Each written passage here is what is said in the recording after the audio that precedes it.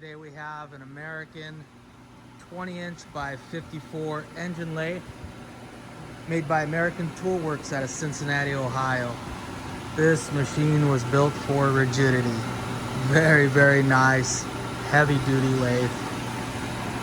Look at this massive tail stock. Has a 12-inch 3-jaw chuck.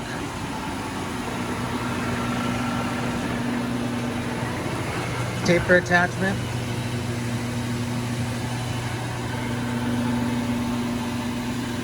KDK style tool post.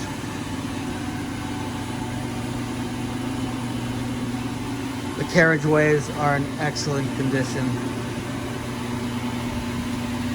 Really a great heavy duty lathe.